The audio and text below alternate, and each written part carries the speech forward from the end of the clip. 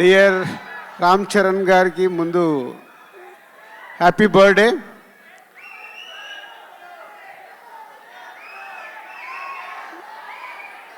ఏది release date కావాలా? సరే, మీ ఓపికలకు చాలా పరీక్ష పెడుతున్నాము, కానీ ఒక ఉప్పెన ఒక తుఫాన్ వచ్చే ముందు మనకు ఓపిక పట్టక తప్పదు. RRR తర్వాత వస్తున్న సినిమా కాబట్టి రామ్ చరణ్ గారు ఇప్పుడు మెగా పవర్ స్టార్ కాదు, గ్లోబల్ స్టార్ అయ్యారు. ఆ రేంజ్కి సినిమా రీచ్ అవ్వాలంటే శంకర్ గారు ఒక్కొక్క పాటని ఒక్కొక్క సీన్ని తీర్చిదిద్దుతున్నారు. ఇంకొక 4 నెలలు ఓపిక పడితే మీ ముందుకి గేమ్ చేంజర్ 4 to 5 monthsలో రిలీజ్కి వచ్చేసింది. ఇంకో 2 monthsలో షూటింగ్ కంప్లీట్ అవుతుంది. అండ్ ఈరోజే జరగండి జరగండి అనే సాంగ్ రిలీజ్ అయింది. ఈరోజు మీరు సాంగ్లో చూసింది జస్ట్ 2%.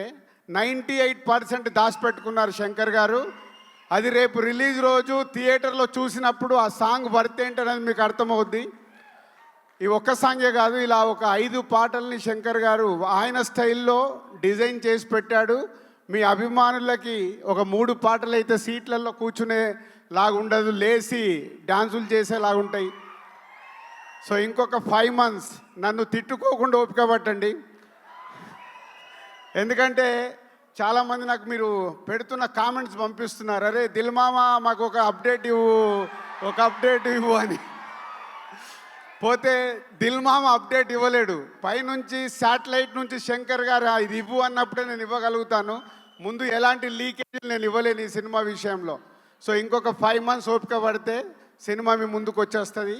అండ్ చరణ్ గారికి ఇది వెరీ స్పెషల్ బర్త్డే. క్లింకారా లైఫ్లోకి వచ్చింది. So Charan, keep it up. మార్నింగే ఈరోజు తిరుమల దర్శనం చేసుకొని హైదరాబాద్ రీచ్ అయ్యారు. సాంగ్ కూడా రిలీజ్ అయింది. సాంగ్ మాసులో ఎంత వెళ్ళాలో వెళ్ళింది. మీరు ఇంకొక 3 రోజుల తర్వాత ఈ సాంగ్ గురించి ప్రతి అభిమాని మాట్లాడుకుంటాడు.